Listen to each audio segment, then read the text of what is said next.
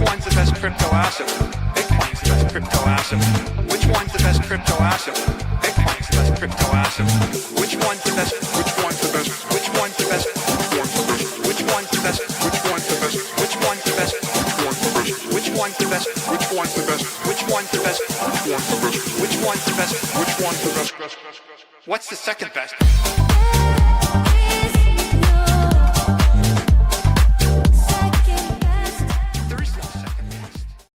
This is Discover Crypto. Every day on this channel, we teach you how to make money with digital assets. And we have a huge show today. We got to talk about the Chinese explosion that is happening in the altcoin sector and how we called it to a T. We're going to point back to our previous content out there. We got to talk about Bitcoin. Why is it pulling back as gold is surging to all-time highs? And we have an XRP ETF news that we're going to share as well. Maybe I'll show my profitable trades that we jumped in this morning.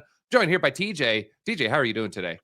I'm doing great. Happy to be here and getting a little bit of a pre-show pump going with Bitcoin moving up a little bit right before we went live. So love to see it.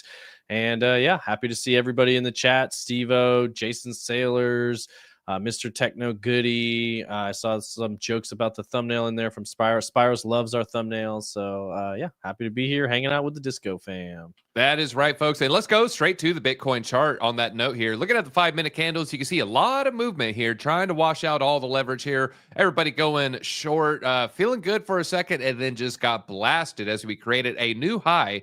Now Bitcoin still in that little indecisive phase. I have some stuff on Bitcoin I do want to share. Of course, we talked about the 4-hour RSI. The 4-hour RSI, every time we are in a new uptrend, we see it time and time again. I have it on the chart right here. You can see when we create these RSI peaks, RSI gets overheated, it comes back down, RSI gets overheated. This is a cycle that we saw over and over. I pointed it out in the show yesterday, and we're seeing it right now. The RSI overheated in the 4-hour and then pulled back. But TJ, I want to ask the question, what do these pullbacks look like in the middle of an uptrend when Bitcoin is going very, very bullish? So we're going to just pull up the last two peaks here.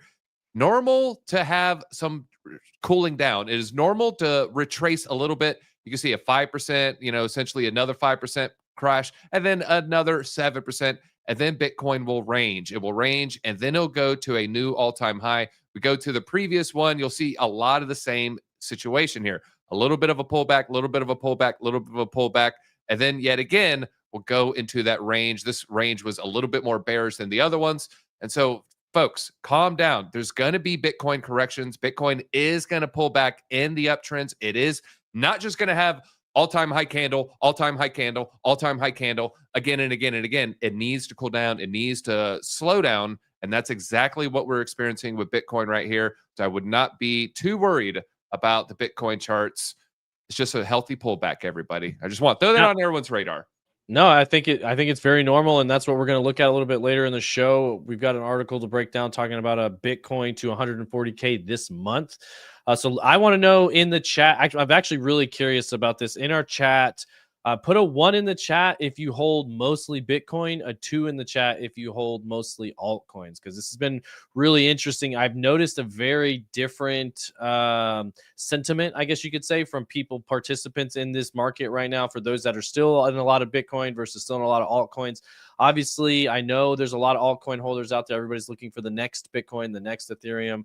I think I'm still close to 50% Bitcoin in my stack, even though I do hold a fair amount of altcoins. And yeah, almost across the board, I say a 1-2 from Bruce, but almost all 2s. Steve-O is still in the 1 camp, but for the most part, almost everybody. Jonathan holds mostly Bitcoin. Okay, there's some 1s coming in, but a lot of 2s.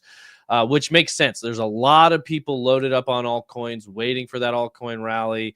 And it is tough when Bitcoin pulls back a little bit and you see, again, like Ethereum, Solana, even XRP, a lot of the top coins, they pull back more when Bitcoin sees some of those corrections. So what we really want to see if you're an altcoin holder, I've been mentioning it a lot, is you want to see Bitcoin go up and then kind of maintain a steady level for a while, so that way altcoins can make those jumps. If we see a lot of people out there talking about an extended bull cycle into 2026, with the money printing, with all the different stuff going on there, if we do see that play out, then I do think we will it's going to take a while for some of these altcoins to actually have their time in the sun. So just be patient. If you guys have been in this for a while, I've seen a lot of people that have been with us for years and years getting frustrated right here. That's saying like, I wanted everything to see everything go up faster. I would just say be patient.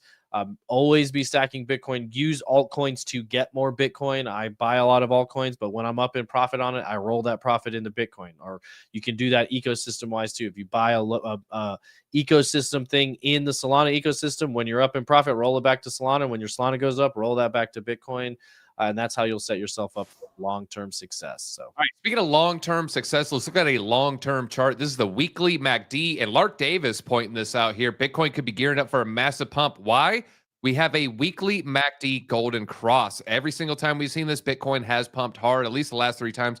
160% pump, 90% pump, 30% pump. And right now, golden cross is forming right now. Put it up here, and you can see this thing is probably going to go ahead and close with the next weekly. You can see, start to create a lot of this bullish momentum. So I will say pretty bullish sign coming from Lark Davis there. So do not sleep on Bitcoin long term. But back to the 140 that we were alluding to earlier, Bitcoin to 140K by the end of October. What is going around? So it's 122 after hitting the record high of 126, but expectations are 140 for the end of the month. This is coming from economist Timothy Peterson.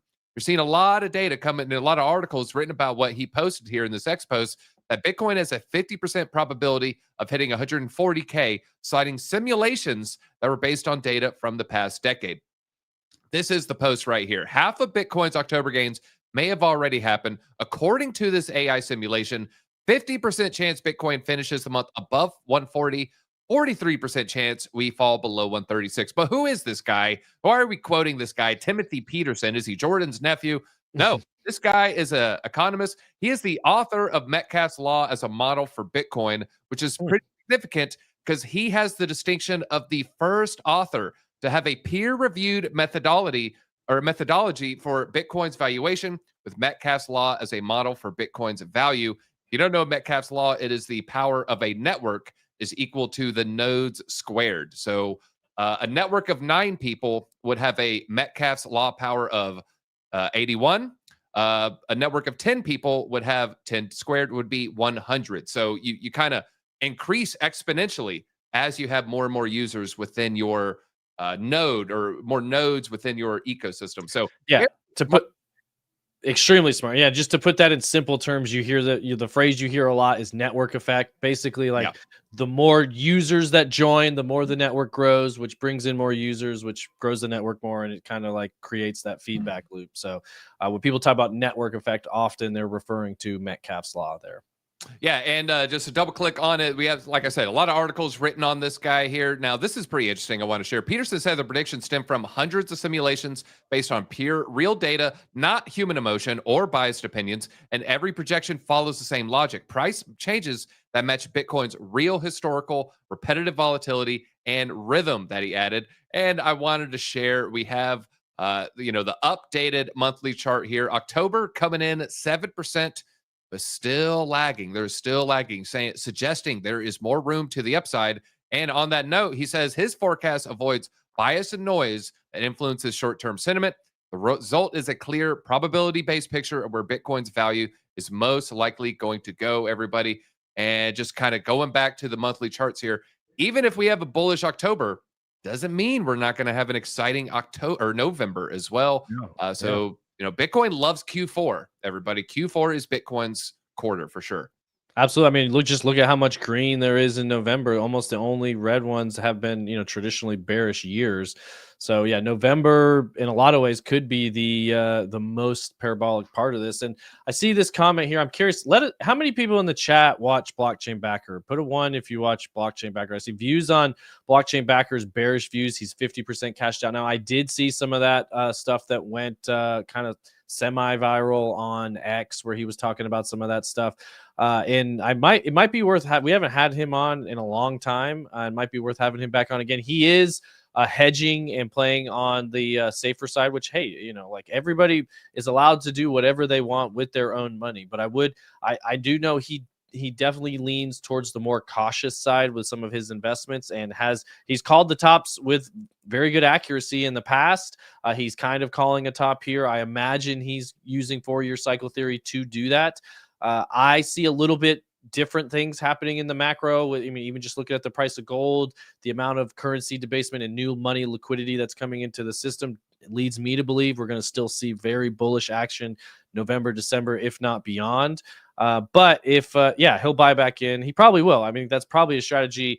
Is as a savvy investor, there's nothing wrong with taking a pause, collecting more data, and then re-entering, which he's done in the past. And I believe, I don't know if this is accurate or not. We'll talk to him about it, but other people said he capitulated a little bit at some of the other lows where I was like, no, 108 is a buy, 80K is a buy. Obviously 16K was a buy, but we should probably reach out to him, or if you guys see this, say something and go leave a comment for him, and we'll try to get him on and get his take, because I do enjoy his analysis, even though I don't always agree with it. It's good to consider other people's opinions, and he's a good guy. So Yeah, for sure. And kind of looking at his post right here, now he's starting to talk about silver as well. So a lot of exciting stuff. We are going to talk about some precious metals. Let's talk about the precious coin, Bitcoin. We're still got a little bit of news here. BlackRock, remember they had a massive inflow yesterday, almost suspiciously right under yesterday's numbers. I don't think they want a lot of bullish numbers out there. One thing you need to pay attention to: the bottom 6 numbers are measuring entire weeks, a week. This is just yesterday, and this is more Monday rather, and this is Tuesday, really eclipsing where we're seeing for a lot of these weekly inflows. So we're seeing a lot of attention from BlackRock in particular. Wall Street is steadily buying these crypto ETFs, these Bitcoin ETFs, as we're heading into a little phase of uncertainty. People are starting to put a lot of cash on the sidelines now. Meanwhile, maybe there's going to be a lot of major moves up here. Gold added 10 trillion in value in a year. Think about that. Basically, 16 trillion to 26 trillion. And people are still saying Bitcoin has diminishing returns.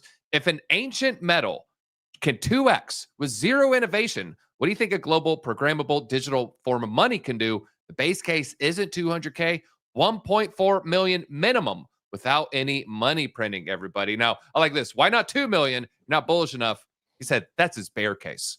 1.4 as the bear case. Without any money printing, which we know is already a lock. They're going to print 3.5 trillion. And I keep saying it over and over. They're going to print $3.5 trillion and 3 more spending bills on top of that.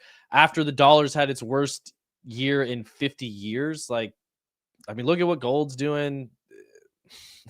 It's gonna get silly. Yeah, and a large driver of what we're seeing with gold is the central banks, and I like this thought as well. This is from Nick Crypto here. If central banks push a 20 trillion asset like gold up 50%, wait till they start buying a $2 trillion asset like Bitcoin for the same reason. You are not ready for what could happen with the big major capital inflows here. And I know we've shared this chart before. I want to share it one more time here. This is just incredibly bullish, everybody. This is a very bullish chart. This is gold. Also looking at Bitcoin here. And you can see gold will go on a nice major rally. This is the gold chart on the bottom. Gold is this orange line. Bitcoin is this yellow line. Gold finds a brand new high. Boom. Then Bitcoin goes into the banana zone. Gold, nice little pump here. Then Bitcoin goes in the banana zone. And right now, gold with the biggest rally in its entire history. That's a squiggle line. We haven't even started the move yet, according to a lot of analysis, looking at gold and Bitcoin, just kind of how they perform together, folks. I mean, that you look at that, and that makes a 400K Bitcoin this year not seem so crazy when you look at how fast and violent it happens and how big that move on gold is. Yeah, the pickles. There you go. Pickle Rick, man. Yeah. That's crazy. That's a huge move on gold, trillions and trillions of dollars. And again, like you said, it's a much larger market cap than Bitcoin is. And if that much money can go into gold, not saying necessarily that I think central banks are going to be buying Bitcoin anytime soon, but I do think sovereign wealth funds are, and nation states are, and hedge funds are, and banks will be. And if you guys haven't watched, I know I shared it in the Discord. Have you seen the Michael Saylor Bitcoin Magazine interview he did recently? It was it came out a week or so ago, maybe 2. I watched part of it. Yeah, you shared it. I didn't get to watch the whole thing. I would highly recommend you guys doing it, especially if you think on a macro scale or if you're into macroeconomics. He does lay out the thesis very well for Bitcoin as digital credit and how that could impact things, and kind of looking out through, through paradigm shifts throughout history. And he knows his history really well, and talking about how much resistance there was to oil and how much resistance, even nuclear, there wasn't much adoption or praise for until the last 2 years, even though it was very clearly a better energy source. So it's just interesting the way he lays out digital credit and the way in the different markets and the way it's happening. I do think we're going to see it by the time.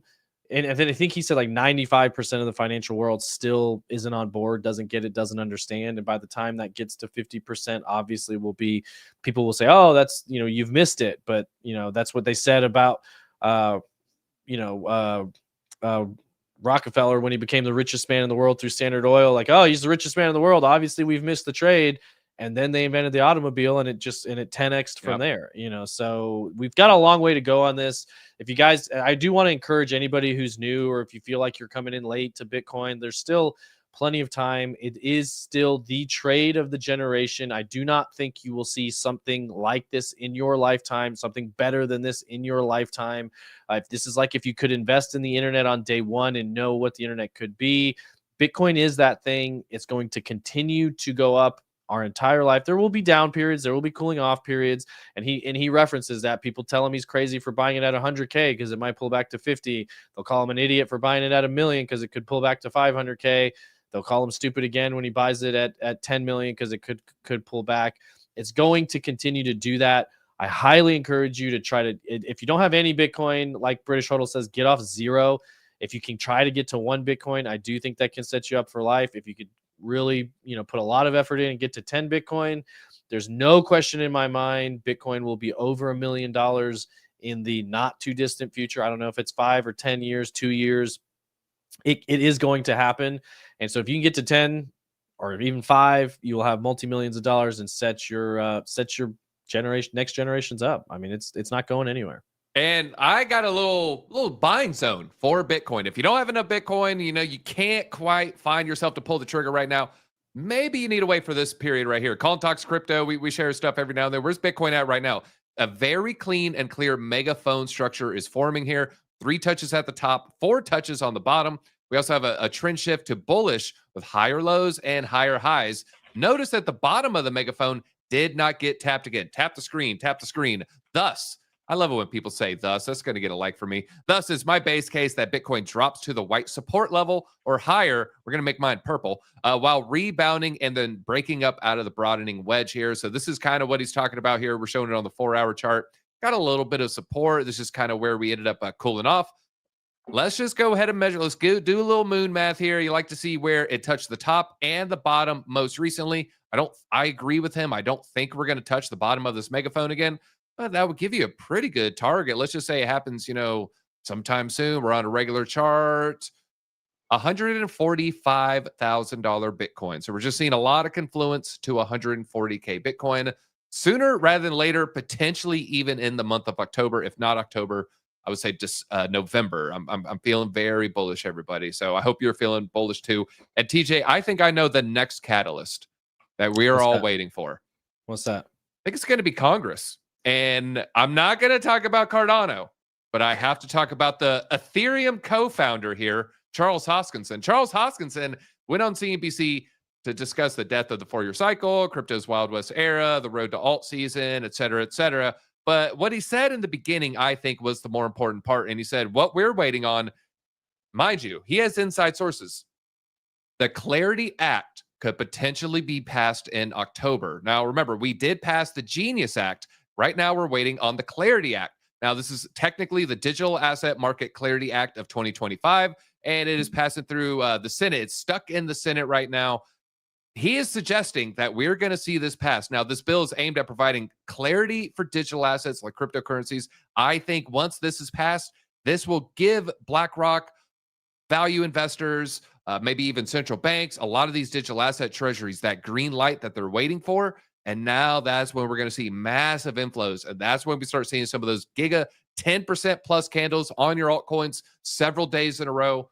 I think it might be the Clarity Act. That is going to be basically the start of the marathon, everybody. So you heard it here first. Now, you heard it from the ETH co-founder first, but you're hearing it from me first, folks. Yeah, no, I agree. I mean, we saw when the regulatory shift, people kind of knew that was coming, started pricing it in with the election with Donald Trump. We're going to continue to see, and Saylor even talks about that in that same interview about we're going to see banks opening up regulation. We're going to see them lending against it, borrowing against it, custodying it. All of that stuff will continue to pump Bitcoin. And again, this is not going to be in a straight line up, but I do think we will see bullish news come out of it later. Like if you want to stick to the 4-year cycle, we see a lot of bullish news and regulations and maybe laws passing or getting close to passing in Q4 of this year. There's definitely a strong push to do it quickly. The U.S. needs this to subsidize their debt to the rest of the world through stable coins. So they need to get this done, and they need to start setting the stage for that. And once that starts to happen, you could see, the buy the rumor, sell the news kind of thing, and that could set up. We pump in Q4 with all this bullish regulation coming in, and then we go right back into a markdown and accumulation phase 26, 27 like we do, and keep following the 4-year cycle. And then we pump again in 28, 29 to those $1 million price points. But I'm still holding out for a 200K Bitcoin this year. Or at least this cycle, even if it extends into 2026 a little bit. But Bitcoin can move violent. Maybe it gets to 180 and people start selling off, but that's coming in. That's still coming. And you're right. Congress is going to be a big part of that, and regulatory clarity is going to be a big part of that, because there's so much money that's just waiting for the kind of approval of the powers that be to kind of. And then they'll pile in, and it's going to move fast. All right. Now, do you guys speculate the act will pass? DZ will see this. Thus, he will give us his honest answer. Now, there's a lot of speculation. It is going to be by year end. It's hard to pinpoint because it is basically in these back subcommittees. It's in those back cigar smoke-filled rooms at those Washington, D.C. private clubs. However, this man, Charles Hoskinson, he has inside sources. He is at the White House. He's at those crypto summits. He's hanging out with these mega billionaires at Token 2049 in Singapore. He's talking to the Trump family. This man might have a little indication more so than, say, just a random analyst out there. If he says high likelihood October, maybe put that on your radar, folks. But tell you what, or go ahead. No, I was just to say, so he is in there smoking those cigars. And I've seen a bunch of people in our community asking about Avantis. That thing's only been out very long. It hasn't been out very long, as far as I can tell, on base in September. So just chill. It looks like it's at a local support. If you bought at the high and you're down, I wouldn't sell it now that it's down. You pulling it up? Is that the same one? I believe so. Oh, there's two. That's not the one I was looking at. Oh, maybe it is. It's just, that's out since September. Yeah. If you bought it just recently, I wouldn't. I don't know a ton about it. I know it was selling here. I mean, this is where I'm not buy. selling it. Exactly. That's kind of what I look at. Like, this is a buy zone, not a sell zone. So if you've only been in something for a week or two and it dumps, just chill. Other things are pulling back too. So just don't get too jumpy with some of these. Like you said, look at that RSI, oversold, right? Don't sell into oversold. Don't buy in. You normally at least get a little bit of relief dip after RSI is, oversold. A relief dip there, relief dip there. Some of these relief dips you can see, several hours, maybe even a couple days there. So yeah, don't panic dump right now. Do not panic dump right now. I think, and if I remember, I wasn't the one talking about it a lot. I know several of the other guys mentioned it, but I think it's basically an aster on base. So if that's your thesis, you got to wait till the base rotation comes back around. Wait till you start seeing a lot of those things pick back up. But I would not, it could be overhyped, and you just wait till you get a relief bounce and get out when you can. But I wouldn't be selling at the Pico bottom. That's for sure. No, that does not seem like the good time to get out there. I was looking for my pen. There it goes. There it goes. The brush. Yeah, I mean, that RSI it looks like it wants to turn around. Now, you might get that little bit of a basically bearish divergence or bullish divergence there. Maybe you're going to see something like that, like RSI creates a higher low. Meanwhile, the price makes a lower low. We'll come back to that. We'll come back to that in about 24, 48 hours. We'll see if that comes true here. But now it's time to talk about Trump's favorite word to mispronounce there. You got to guess? China. Why do you call it that? Because it's China. All right, this new wallet. This is the narrative that you're seeing in crypto Twitter, that you're seeing just in crypto in general. Chinese alt season here. This new wallet turned $2,000 into over 2.5 million and just bought even more of that token there. You also see, what does that token stand for? Binance Life. This is all going to be Chinese Binance meme coins. We covered a lot of this here. This guy turned 3,000 into 8 million, a 2,000% return. But it's not all, dreams out there, folks. There's some nightmares. This unlucky trader sold all of, this is Binance Life again. He sold it all for $23,000. 1 hour before the massive pump, his bag would have been worth $10 million. He's probably having the worst day of his life right now. Going to the comments is kind of funny there. I looked at that particular token. This is Binance Life right here. We got on the 15-minute chart. Even if you buy the Pico top, I think you're only down about 12% here. That guy bought like around there, and he sold after a modest gain. It is quite horrible to look at. This is a $400 million market cap. Just be a little bit careful if you are jumping in this. Just look at this guy right there. If you're in profit, take that profit. Don't be worried about missing out on that 10 million. Chances are, when you're looking at this chart right here, you're not the guy that bought here. Okay, so don't think about this guy's gains and losses or loss opportunity costs, because you're in a different boat if you're thinking about it right here. You're never going to have what this guy's situation is if you're buying over here. It's already at a $400 million market cap. And I would say be careful chasing some of these rotations. I mean, it's really tough in crypto because some of the rotations last longer than others. So everybody, obviously, this past week, or really in the last 2 weeks, has been bridging over to BNB, Binance Smart Chain. A lot of good opportunities on there, people making money. And then about the time all of that information starts floating out, people start hearing about the gains. It starts making its way to Instagram or TikTok or even YouTube. Almost by the time it gets there, that's about the time the rotation's done, and you're going to start to see people rotate back into something else. So you want to be careful that you're not the late rotation exit liquidity. And a lot of times when I see this, and I'm saying, like we were early on Aster, we saw when CZ pushed it almost immediately. We put it in the Discord. We got in on that. I didn't chase a lot of the other stuff on BSC.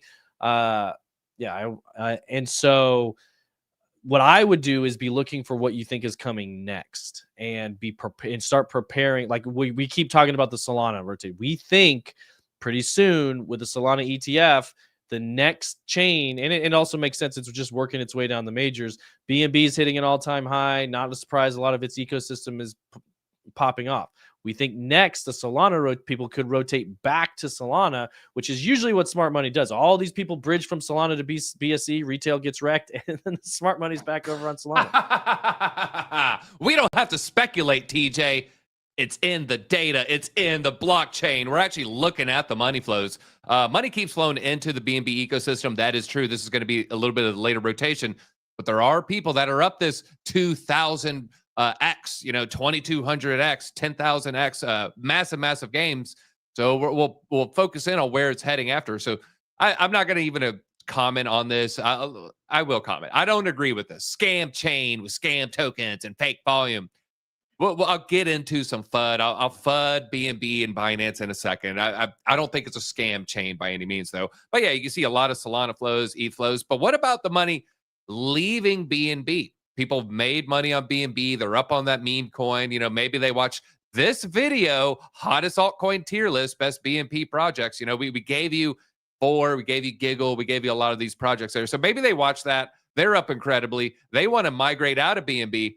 You do see slightly higher in ETH if you double click, but I would say the flows are almost identical going into ETH and going into Solana. I think to TJ's point, I think a lot of these flows, this is the trenchers. These are the people that extracted their value and they're trenching back into Solana, and then we're going to start seeing some Solana tokens move. I will agree with TJ's thesis there 100%. Yeah, and that's so basically, if you guys are watching this and you feel like you've missed it on Binance Smart Chain, just start preparing. We're going to put some videos out there about some micro caps in the Solana ecosystem, maybe some meme coins that have run in the past that might run again. Shared some. I shared some. Yeah, I shared some in this hottest altcoin list. We do a tier list. 2 of them are meme coins on there. So, we got some DeFi, we got some perpetual dexes, of course, kind of in the DeFi zone. talk about cake. So if you jumped in on those tokens, you are up incredibly. Not everything from Binance or YZ Labs is going to be a winner, but if you jumped in at the right time, we're all printing over there at BNB. But let's talk about why BNB is making so much money. I heard this theory from Crypto Face this morning. I watched a stream from last night here. This is his thesis. First, I'll read this and I'll share his thesis. Binance dumped hundreds of millions of dollars of Bitcoin and ETH in the last 24 hours. Pure manipulation. Now, this is straight from Crypto Face here. He is saying Binance is wrecking the whales.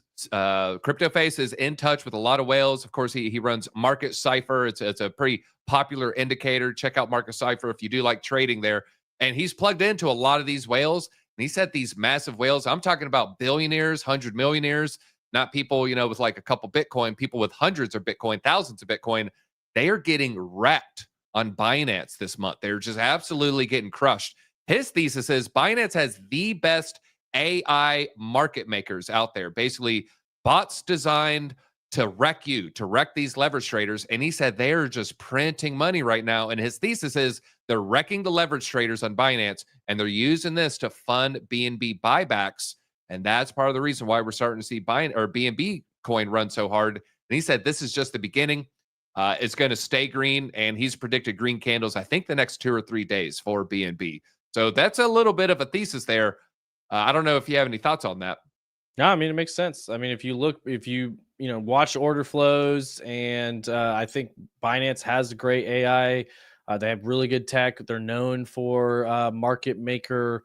They're good at making money, right? That's their job. They are traders, and being a ruthless trader, a heartless trader, that's part of the game. It's a PvP game, and Binance whales are some of the best at it, or Binance tech is some of the best at it. So not a surprise. And if it continues to happen and roll back into BNB again, that also puts more weight behind our thesis that you'll see a rotation back out of BSC here soon. So which would be consistent with things we saw in 2021. I saw somebody in the chat, or even 2020, somebody in the chat saying Binance Smart Chain was the original Solana. And I feel like in a lot of ways that is true. It's fast and cheap and easy to launch on and easy to integrate with and use. And there was a lot of micro caps that made a lot of people money on there for a short period of time.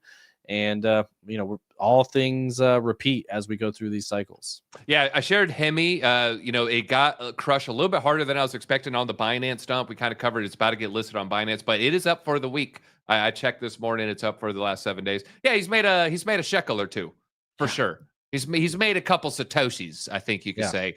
I think I actually am going to comment on his net worth and the recent net worth. But YZI Labs just got back in the news. YZI Labs announcing a builder fund. And I want to share this part of their post here. Then we're going to go to an article. They're going to be donating. They're going to be helping out the MVBs. And what are they kind of looking at here? Specifically, people building in the Binance ecosystem that's working on trading, RWAs, AI, DeSci, decentralized science, DeFi, decentralized finance, payments, and wallets. So keep an eye out on, there is going to be a little bit of a crash in the BNB ecosystem eventually. When it happens, find the strong projects in this category. You're probably going to do well over the next few months here. And so we're seeing, a lot of attention still in this as they launch this $1 billion fund. But they announced this to, they're doubling down, particularly in this chain. Now, formerly known as Binance Labs, YZI Labs was. YZI has played a crucial role in reinforcing the momentum in the BNB ecosystem, funding multiple projects, including the DEX Pancake Swap. Here's a little graphic right there. Additionally, they've been advancing BNB digital asset treasuries, RWA fund as well, and a yield fund. So they're going all in. And does YZI handle CZ's BNB? So they have 10 billion in assets as a VC platform, but they also manage billions in assets for CZ and Yi, Binance's current CEO, according to Bloomberg from earlier this year.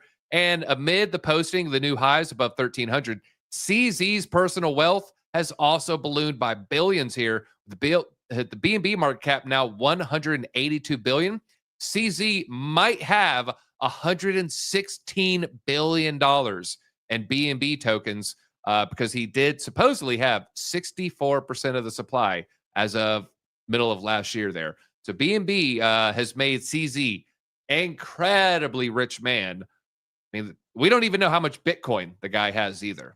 So Well, that's what I was going to say. Add billions, add billions. Yeah.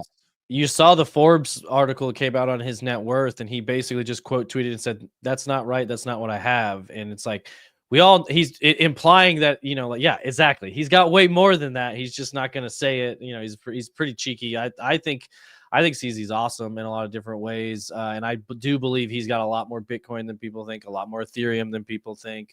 And you have to understand, if you kind of know the playbook of Citadel and Robinhood, how Robinhood and Citadel fills all their orders, and they get millions of data like milliseconds before the rest of the stock market and all that sort of stuff. BNB is essentially the same thing. All the volume that goes through BNB, all the orders that get filled through the BNB exchange, he's got an insane insight into where the market's flowing, and an edge like nobody else in crypto has. So if you don't think he's got insane, I mean, he's probably the one pumping Zcash all by himself. Like he's got. He would have a reason. Lot. He would have a reason. He's probably richer than Elon Musk. I saw somebody saying that in the chat. Like, Elon needs to come in and pump Doge and show who's really the richest man. If you guys think Elon Musk is really the richest man, then you're not really doing your research. He's maybe the richest public figure on paper that allows that to happen, but there's plenty of people out there with more wealth than Elon Musk. Several. So. Yeah, and just Putin out a couple names out there. There's definitely some rich heads of state. A million percent here. I wanted to share one of these comments here. CZ has more money than DZ has Link. Proof. I mean, hey man, I may have added to my Chainlink position.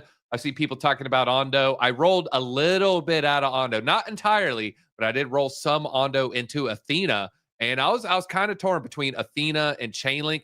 But Athena was one of the worst losers today. It was down 10%. You make money buying in the red, selling in the green. You don't make money buying in the green, selling into the red there. Do you think Ondo, Arkham, and Filecoin returned to an all-time high? Let me say this about Filecoin. I hate Filecoin's business model. I love the backers of Filecoin, including, I think, YZI Labs is one of those as well. So there's big money behind Filecoin. I don't think people want to share their file storage on their computers, especially as more and more people get onboarded onto crypto. People are going to want to be a little bit more siloed as they have more of their finances on their PC. So it seems less likely they're going to be opening up their PC. Like, yeah, I want AI data centers to use my computer when I'm at work. That sounds good on paper. It's just when it comes to fruition, no one wants to do that. Well, and the data centers are so efficient, it's impractical. Yeah, they're not going to do that. They don't care about that. What were the other two? I was trying to look at that. Ondo could return to all-time high. I don't know if I agree with DZ. I doubt Filecoin. Arkham, unless they land a huge government contract, which obviously that was kind of people's thesis. They saw I don't know if it was Peter Thiel and Paul Atkins involved with Arkham, but realistically, Arkham is a fairly free-to-use service, so I don't think that recovers anytime soon. There's a lot of decent amount of competition in that space. It's a great product. I think it's awesome, but it's not reliable enough right now for governments because it's user-generated stuff. It's kind of easy to game, and there's a lot of stuff that it gets wrong, and so you kind of have to double check it against other on-chain analytics tools. So that's not something that I think is mainstream enough right now to get going. And again, there's nothing, I don't believe their tokenomics have anything to do with their revenue. They're not doing buybacks and all that sort of stuff. So all three of those I'm softer on compared to many others. I think I hold a little bit of Ondo, do not hold Filecoin, and I do not hold Arkham. So usually that's what I try to do, is tell you what I hold and what I don't hold, which obviously tells you somewhat of where my convictions are. All right, we had a question there. I don't own any Athena. What am I missing? Well, they kind of just skyrocketed up to the number 3 in stablecoin market cap there, and it does seem like they're pretty plugged in with the Trump administration, kind of getting ahead of the curve with a lot of regulatory clarity. And as we get into let's just say the Clarity Act season, I think something like Athena should do very well. You can see, pretty strong bullish divergence on the 4-hour. Typically, when these happen, you end up getting some pretty good pumps. I want to say last time we were that oversold was right here, where it did take a while to range. It ranged for a while. Was it just smooth sailing? But 15 days later, yeah, that's about as smooth sailing as it gets. So let's see. That was 15 days later. We're at 13. I know I'm buckled up. I'm buckling up, baby. the simplified thesis for Athena is basically institutional wrapper for stable coins. Like DZ said, it's a very well approved regulatory thing, and it seems to be the way they're onboarding a ton of stable coins into the space. I saw somebody else ask about Wormhole. Solid project. It also works with not with Athena, but kind of like in tandem with to bridge and that sort of stuff. Doesn't always translate into tokenomics, but the project is good. The tech is good. It's legitimate. I see Crypto Crank saying just buy Link and AVAX. I will say I own a ton of Link and AVAX. So there you go. All right. So I'm saying shutdown should last 24 days, according to Kobe SE letter. I know we covered that in a video, and there's a probability. It's going to be hard to determine. Of course, it is going to come down to, I think someone's mentioned it earlier, it's going to come down to the Democrats there. All right, but let's talk about spooky season and a spooky chart. Just want to share the chart mostly. Spooky ETH correlation suggests imminent breakout, everybody. And they're comparing it to a very famous small cap stock equity index here. That's the Russell 2000. Analysts at macro investor outlet Milk Road said on Tuesday, an almost spooky correlation between ETH and the Russell 2000 index, which compromises small cap equities. I just want to go straight to the post here because, I mean, they're not kidding. I'll say this. I used to fade this chart looks like that chart from other years ago. And then I keep seeing it play out. It's like people pay attention to these things and they will it into existence. Mm-hmm. That's a very similar chart. That's a lot more similar than you would normally see. And there's no offset or anything like that. There's just overlaid. There's no like time delay to make it line up. It's the same picture as Pam Beasley says. Yeah. That was a good one. Wow, that looks good. Ethereum's ready to rip. Send it. I'm good for it. Send Ethereum to $8,000 so all of our other altcoins can follow suit. And I think it'll do. It is time, as they say. It is time. Now, speaking of ETH here, CoinDesk sitting down with Farouk. He's, I would say, one of the more famous people in the meme coin space and the NFT space. Hosts the FOMO Hour out there, going over claiming the Night token with his ETH. And so if you have some ETH, significant amount of ETH, or you just have some ETH on a MetaMask or AVAX, don't forget you are eligible for the midnight drop there. You got about, I want to say about until the 22nd. Got about 15. What are we looking at here? 22nd. Yeah. So you're just looking at 2 weeks from now. Go ahead, claim your midnight. I just thought it's interesting. Midnight paying a lot of money if they're managing to get this on CoinDesk and Farouk. I'm imagine, everyone's getting their beaks wet there. So claim your free money, folks. A lot of people with ETH on a MetaMask do not know you have some free money. Oh, also, that reminds me that one of the main reasons I brought this up, I messaged Arculus. Arculus is saying, they're not going to have the Night, let's just say, collaboration per se, but you can export that to a different wallet. Keep it on the screen. I got to check my DM. They messaged me here. Let me see. I'm looking at it. They recommended NuFi wallet for to go ahead and export. So you can export your seed and then you could claim. So NuFi is what they were saying there. So to answer your question, there you go, folks. But so you do still qualify. You just have to export your seed phrase, load it up into a new wallet, claim on the NuFi wallet, and then you can do whatever you need with it. And then you could take it back. And we've done videos on that. Just type in Discover Crypto Midnight Airdrop, and I cover all the chains, all the details. They have extended the deadline, so that's going to be a little bit inaccurate. But I'll do another video as we get closer for sure. And now we're talking about all these old cycles. I'm kind of curious in the chat. Put in the chat. Put in the year you first not first heard about crypto, but first actually started buying crypto. Were you 2017 cycle? I mean, you could be in the middle, but these are the. I imagine we're gonna have a lot of 2017, a lot of 2021, and a lot of 2024. Yeah, type in your year, everybody. I'm in the 20 teens. I remember hearing about it, and my famous story is I would get in, I would say, heated debates with my buddy Luke Stavely.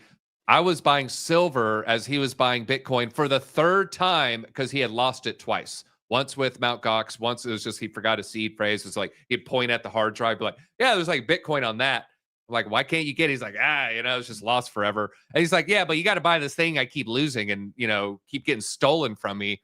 Like, I can hold my silver coin though, bro. Right. In my hand.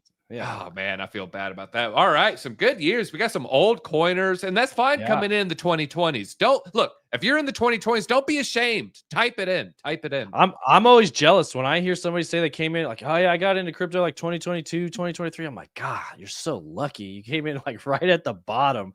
A Mhm. lot of 2017s coming in, obviously a lot of 24s, 21s, 2017 top. I kind of started mid 2017, not Pico top, but I think it was like summer of 2017, so near top, definitely because it kind of ran 2016 and 2017. So No, wait a minute, Crypto King. You would buy Bitcoin to purchase things online you weren't comfortable using your card for. wonder What are what you? that was. Did you? FBI's in the chat. Yeah, I saw that Joe Rogan clip just the other day. Was like the first time he'd ever heard about Bitcoin, and it was in 2010, and somebody's like, "Hey, have you heard of Bitcoin?" And then they go on this whole tangent about Silk Road, and they completely lost the plot on Bitcoin. All they were talking about is Silk Road, but yeah, it was pretty. Yeah, man, you can buy your psilocybin capsules, bro. Yeah, We're trying to and then he's change like, finances. He's like, this is what you type into Google to get it to come up, and they were like, dancing around Tor browser and stuff. It was pretty funny. But then in the comment was like, this is how easy it is to get distracted. They were told about the life-changing technology, and they were distracted by the website that was using it.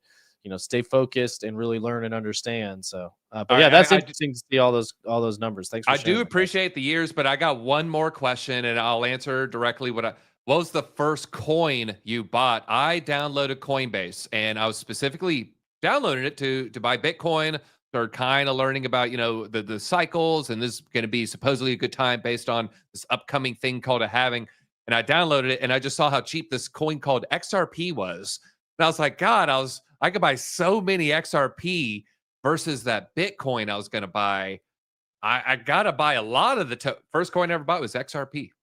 There you go. First one I bought was Ethereum. I heard about Bitcoin and, was really bullish on Bitcoin and Ethereum at the time. I think at the time there was only, I believe the first exchange I used to onboard was Gemini, and at Gemini had like 4 or 5 coins on there. And this was when there was Binance was brand new, and it was really hard to get a Binance account. They were overloaded with signups. So it took like a week or 2 to get signups going on, and it was you get backlogged and all that sort of stuff. Yeah, I remember I signed up, and then like randomly it was like I remember I woke up and I had the email that I could finally do it or something. I was like, oh Yeah. okay, like finally my funds hit this thing. ETH Bitcoin was too expensive. Many such cases. I think I bought ETH, and I want to say the second one I bought was Tron at the time, TRX. I tell you what I'm going to work on for tomorrow's video, everybody. I think this is kind of pointing to where things are going to be heading. I do think we're going to get a retail push, and I do think retail hates buying expensive coins.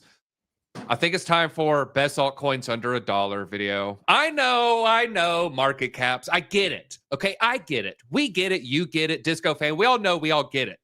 But that upcoming wave of people, they don't get it. And so we got to talk about it. Got to talk about it. We all know you're just looking for a different way to work in Cardano into a video. All right. Busted. All right. Yeah, maybe. No, that'll be a good video. Like you said, a lot of people, unit bias is real. I see it every single day with every type of investor. People log in, just like we all just said. We just did it on our first purchase. Bitcoin was too expensive. I'm going to buy Ethereum. I'm going to buy XRP. I'm going to buy the same thing. Tron was really cheap at the time. So yeah, it's gonna be there's definitely unit bias. I know people that buy Doge because it's cheap. I buy SHIB because it's cheap.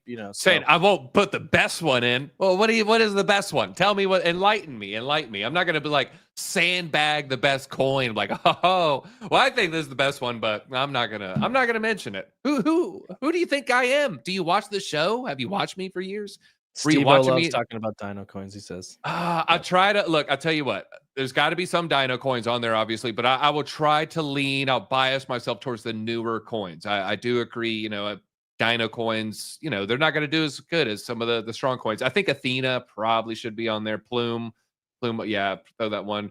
Tron. Litecoin's first buy. Oh, throwback. All right, let's talk about. Speaking of Cardano, want to shout out Snack, everybody. We got some cans behind me here. Blockchain.com got snackified here. I was wondering if it's still going to be on there. That's pretty cool. And look what they did for me, TJ. Oh, nice. Look at that. Yeah. I'm not gonna throw Snake in the video. Okay. I bet DZ's gonna say Snake's the best coin under $1. I'm not, but I do love the team. They do work hard. So shout out Yeah, to you've Snake. been, I'd say, the number one SNEC champion for quite a long time. You did well with it. You've made your friends hold it and buy it, whether they wanted to or not. Shout out to Jeremy out there, made money on SNEC. Couldn't Yeah. took he couldn't sell it because he didn't really know how. He didn't really know much about crypto at the time, and then he ended up just like quadrupling his money, 10x in his money. I can't remember what it was, but he got it right there at the bottom, and it just went straight up. So, a shout out to the Card Shark of the Magic community. We got to pull up his podcast at some time. I wonder how that's doing. Him and what's his buddy's name that he always does that podcast with? Zan Saeed. Zan. Yeah, Zan and Jeremy. Yeah, they're like the Cobra Kai of trading card games, and I'm not kidding. They like wear black, and like people are scared of them. Yeah, they're dominating. What was the Disney one he was playing all the time? Lorcana. Yeah. He's out there just wrecking all these 12-year-old 7th graders. They're crying, and then they stand in the parking lot as it rains. Their cardboard gets wet. They're looking at Jeremy through the glass partition, and you know what they're playing in their earbuds, TJ? This song right here. Many men wish death upon me. It's also a Solana post here. Solana posting, many men wish death upon me. I don't know if I have it here. There's another coin commented back. BNB, you're a window shopper. Shots fired. Shots fired there. Nice little segue. Favorite 50 Cent song. What do you got, TJ? Oh, I'm terrible with I'm so bad with songs and albums. Everything I ever had was burned. So it was just like track 4, track 7. So I couldn't even tell you. I think it's What Up, Blood. That's one of the better ones. That's one of the better ones out there. All right, and now a little XRP news. Smash that like button, everybody, if you hold some XRP. I want to see a spike in the likes, okay? Hey, it was my first coin, all right? Many Men was my favorite. Disco Inferno, that's good. I think it's off his second album. That's a good reference. All right, there is another XRP ETF filing, but this one might send it. And I'm going to tell you why this one's going to send it. No, it's not BlackRock. It's not a XRP trust here, but this is going to be a leverage trust. They're going to have 3x long and 3x short daily XRP ETFs, mirroring similar proposals for Bitcoin, ETH, and Solana. It's going to be from a company called Granite Shares, and I think this is not one to take for granted, if you know what I'm saying there. That was good. All right, so I think the short XRP ETF, though, will pump it more than a lot of normal ETFs. I think they're going to get wrecked on this thing. I agree. I mean, we had an article, maybe we'll cover it a little bit later, talking about its peak FUD on it right now, which, could mean it's time for it to rally. A lot of times counter trading retail is the way. So I'd be careful. I'd be careful shorting almost anything in this environment that we're heading into. I did want to share a long that I'm in. So we opened an Aave long, kind of talked about it, but look at this entry. Where do we have Aave? 274.50. This was a limit order. 274.50. 274.50. 274.50. 274.50. Nailed it. Nice. I mean, almost like to the freaking micro penny there. 274.50. It actually hit. Shout out to L Bank. I'm surprised it actually hit. It was like right there on the cusp. Lowered my average entry point. I am mostly out of the trade here, but we did also step into an Athena trade. I do have some lower entries. I want to get in maybe around this wick here.